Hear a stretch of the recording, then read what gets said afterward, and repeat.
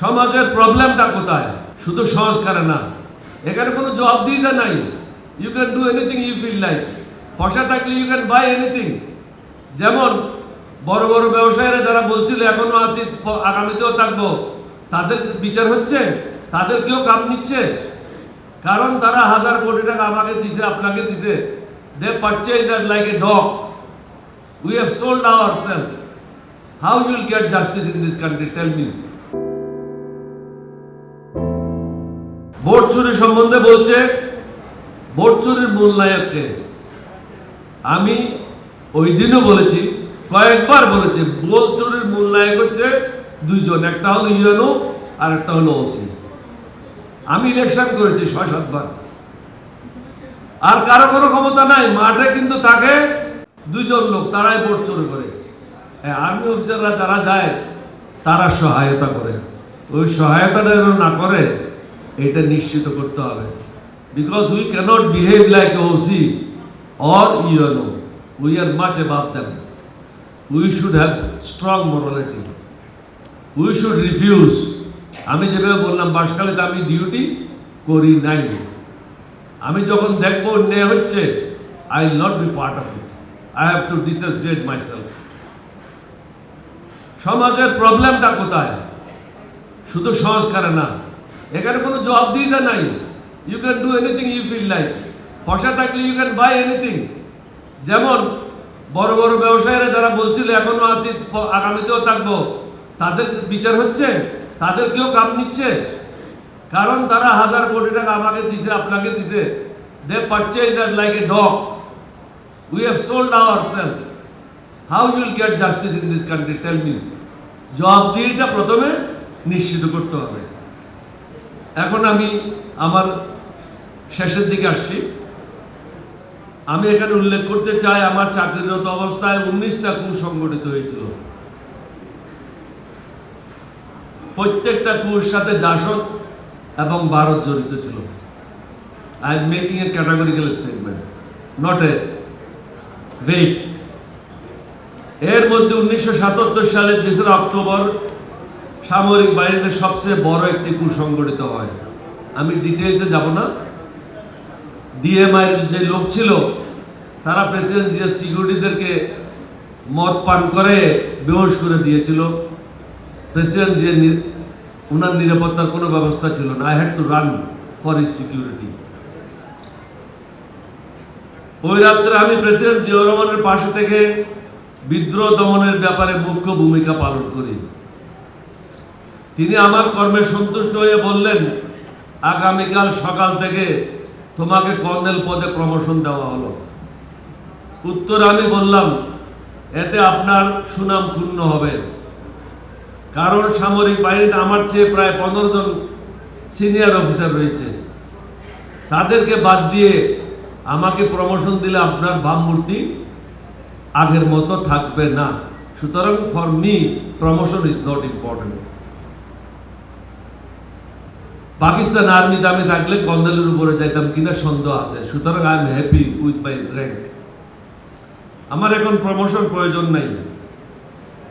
1980 সালের জানুয়ারি মাসের প্রথম সপ্তাহে অবসর নেওয়ার পূর্বে আমাকে কর্নেল পদে উন্নীত করা হয়। অর্থাৎ 77 সাল থেকে 80 সাল পর্যন্ত আমাকে এটার জন্য অপেক্ষা করতে হয়েছে। That to you will not believe it, I didn't tell anybody to promote me.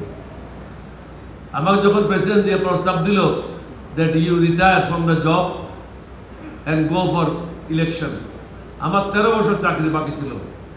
যেখানে আমাকে লেখা হলো asset for Bangladesh army, outstanding, আমাকে রিপোর্ট, এখানে আমি আব্দুল্লাহকে কিছু কাগজ দিয়েছি, ওটাতে লেখা ছিল যে আউটস্ট্যান্ডিং।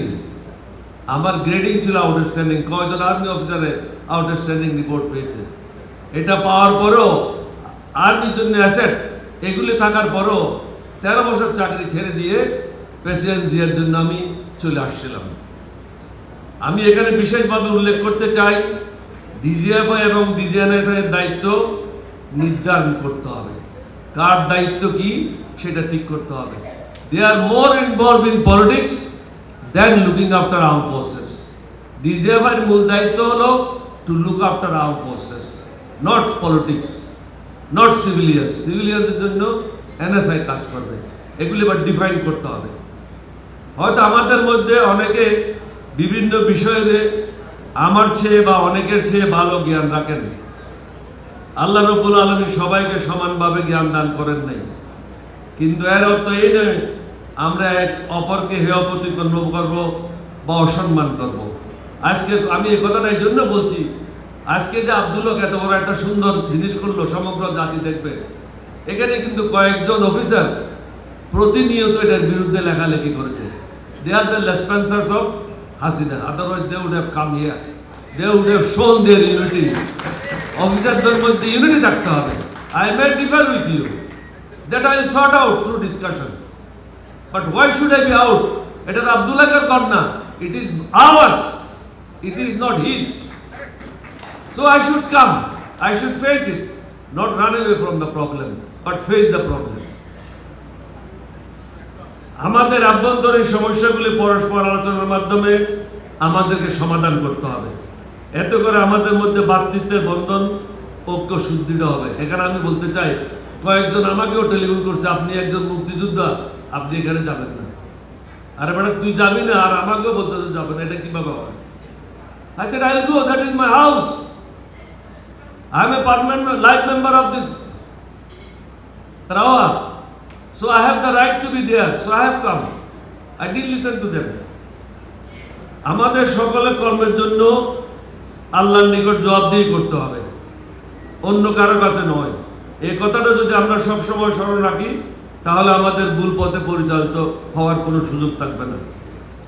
আল্লাহ সবকিছু জানেন, সবকিছু দেখেন, সুতরাং আমাদের জন্য কোনটা ভালো আর কোনটা মন্দ আল্লাহ নির্ধারণ করবেন। এই বিশ্বাসটা আমাদেরকে গভীরভাবে অনুধাবন করতে হবে। আমাদের কর্তব্য হলো এই দেশের মানুষের জন্য এবং দেশের জন্য যা ভালো তা পালন করা। কোনো অবস্থাতেই ভারত বা অন্য দেশের সেবাদাস হিসাবে কাজ করা উচিত নয়। এই বিষয়টা আমাদের সকলের জন্য প্রযোজ্য, whether is a politician or a serviceman anywhere। পরামর্শ নয়, বরং অনুরোধ করব, আমাদের সকলের উচিত কেউ কাউকে কটাক্ষ করে কথা বলবো না, না জেনে না শুনে অন্যায়ভাবে সমালোচনা করব না। আমাদের উচিত একজন অফিসার হিসেবে অফিসার সম্বন্ধে মন্তব্য করার পূর্বে তার অতীত কর্মকাণ্ড, ভালো মন্দ দিকগুলি বিশ্লেষণ করা। আমাদের কতগুলি ফেসবুকে আব্দুল হক সাহেবের একটা আছে, আরো ইনফ্যান্ট্রির একটা আছে, এরকম তিনটা আছে, তিনটাতে আমাকে মেম্বার করে নিয়েছে, অর্থাৎ ইনক্লুড করে নিয়েছে। এখন বাইরে হইতে পারি না, কিন্তু কথাগুলি শুনলে আমার লজ্জা লাগে, that I feel ashamed that I am an officer of this group। কারণ এমনভাবে কথা লেখে কেউ কাউকে সম্মান করে না। সমালোচনা করেন, but that should be constructive, not destructive. অপমানজনক কোনো কাজ করবেন না, কাকেও হেয় প্রতিপন্ন করবেন না।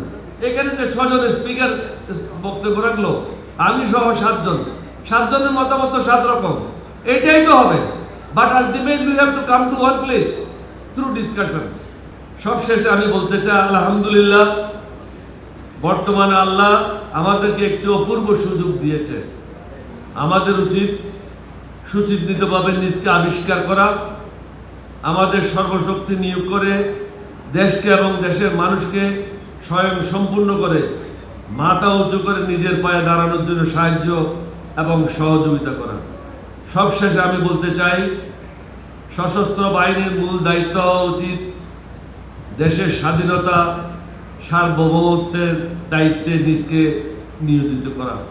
কোনো অবস্থাতে রাজনীতির সাথে সরাসরি সম্পৃক্ত হওয়া উচিত হবে না।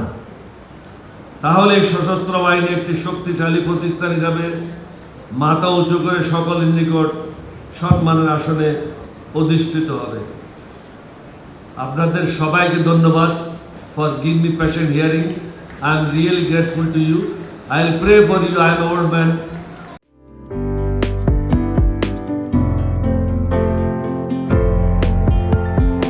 পহেলা জানুয়ারি 2025 ইউটিউব জার্নালিজমের অগ্রদূত changetv.press 6 বছর পেরিয়ে পা রাখল গর্বিত আমি অত্যন্ত আনন্দিত হলাম যে চেঞ্জ টিভি আগামী কয়েকদিনের মধ্যেই 6 বছর পূর্ণ করবে।